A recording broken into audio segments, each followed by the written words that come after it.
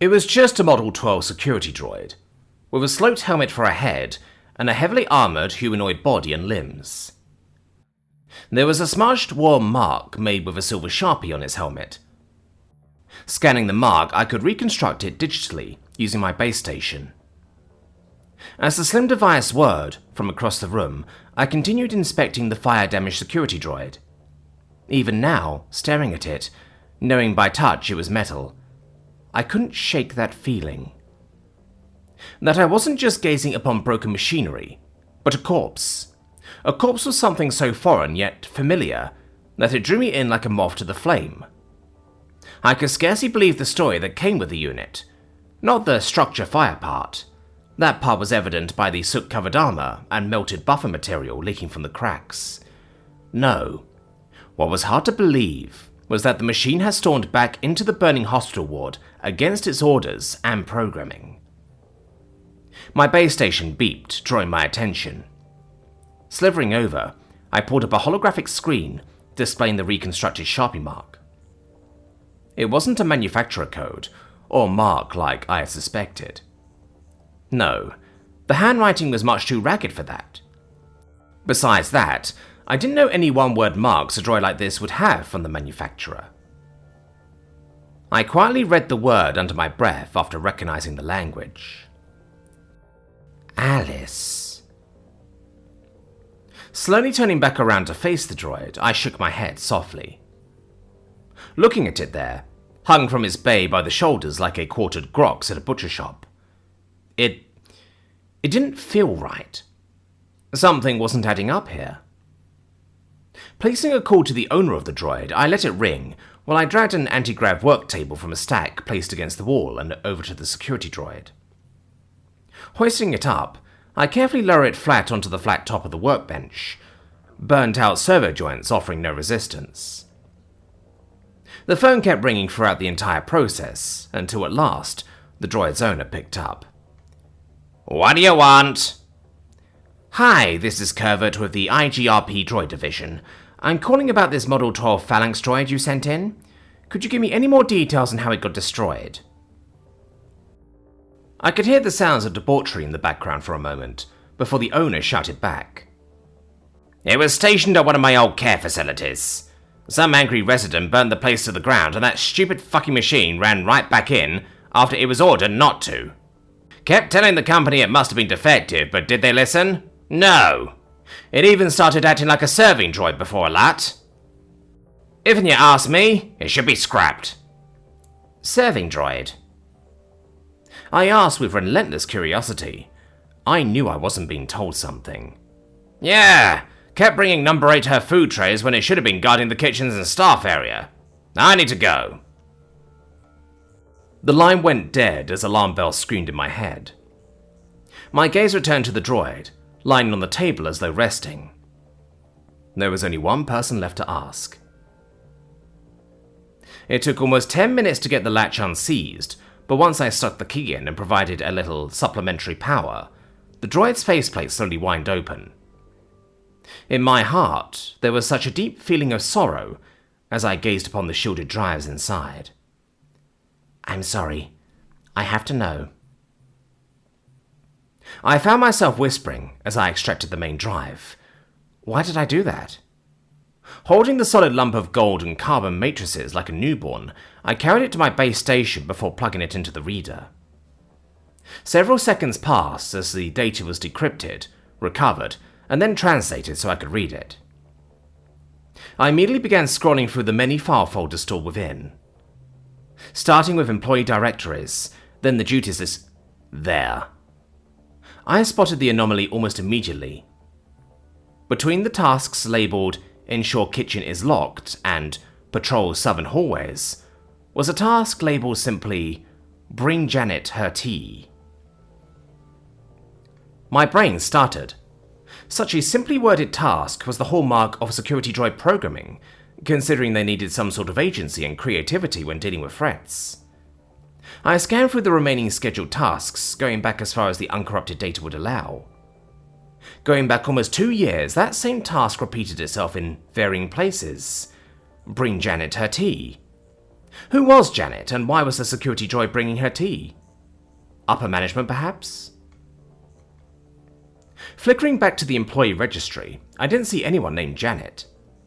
Clicking out of the folder, I mindlessly scrolled through the rest, stumped trying to figure out what happened. Then I noticed the second anomaly. The memory folder had been renamed to Memories. I opened it without hesitation, and was greeted not by the usual text log, but by a series of videos. Scrolling to the earliest one, I let it play.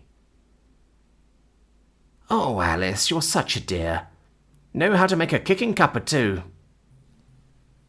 the old woman exclaimed, as a pair of hardy mechanical hands set a delicate ceramic teacup and saucer onto a bed tray. The woman's frail hand shook as she brought the cup to her lips and took a sip of the warm brown liquid inside. "Brewed at 95 degrees, then cooled to 43, as you prefer, ma'am." I almost leaped out of my chair at the sound of the droid's voice. A collection of electronic tones smashed together to form words in their most basic essence. Played not from a speaker, but the various electronics inside the droid's armored carapace. I continued watching, unable to believe my eyes. "Oh, you remembered. You know my memory isn't what it used to be. Has my grandson visited, Alice? I do miss him so very much."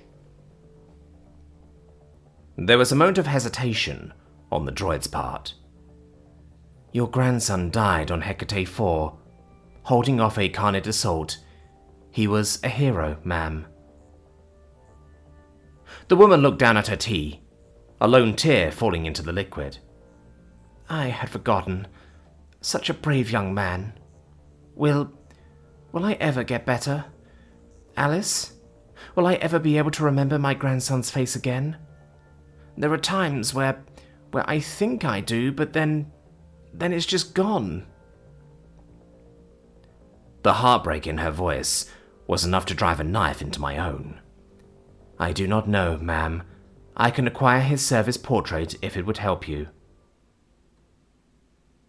Looking up, the old woman, Janet, sniffled softly and wiped her tears with a tissue before downing her tea like it was liquor. "I would appreciate that, Alice. Thank you. I'm finished with my tea. You should take the cup and saucer back so they don't get you in trouble." "Yes, ma'am."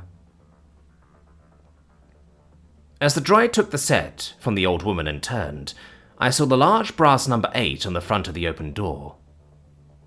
My blood ran cold as I began to put things together. A structure fire at a care facility, a rogue droid, and resident number 8, Janet. I spent the next several hours watching every one of the videos, most no longer than a minute, the longest no more than 5.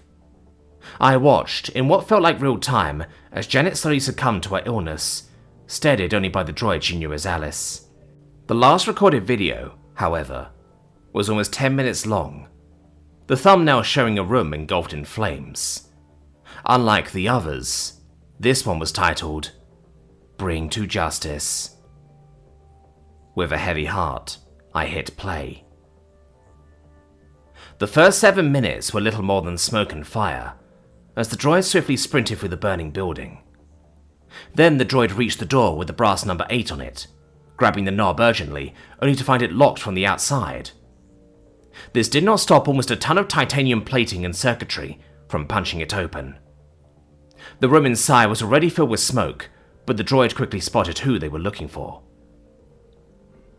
Janet was huddled against the wall, tears silently leaking from her eyes. Kneeling in front of her, the droid stated, "We must go." "No," was Janet's immediate reply, revealing that she was hugging the wood-framed photo of her grandson in his dress blues to her chest. "I remember him now, Alice. He always said he'd keep an eye on me, even if he wasn't around, and I think that was you. You were the only one who was ever nice to me here, Alice. You even came back. But please go. I don't want you to die here for some crotchety old woman. Let me die owning my mind."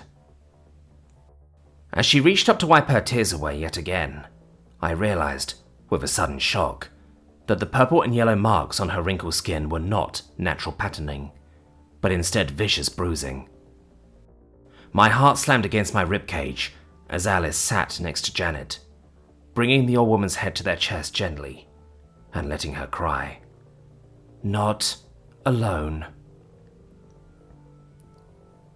There was a loud crashing noise, and the video ended abruptly, leaving me to stare at the holoscreen in disbelief. Shock turned to grief. Grief turned to rage. Looking over at the metal body laid to rest on that cold, hovering slab, I felt disgusted. There was far more to this story than I could hope to uncover. Looking up at the sticky note on the wall behind my base station, I grabbed the phone and dialed the number. The first ring didn't even get a chance to finish. "This is Detective Clevens with the NDPD. How may I help?" It only took me a short time to relay what I had found before the old avian detective was on his way. Sitting in a chair to wait, it suddenly felt as though the room let out a relieved sigh, and looking at Alice's metal body, it suddenly felt just like looking at another machine. I felt a sad curl on my lips as I looked up at the ceiling. Rest in peace, Alice. We'll take it from here.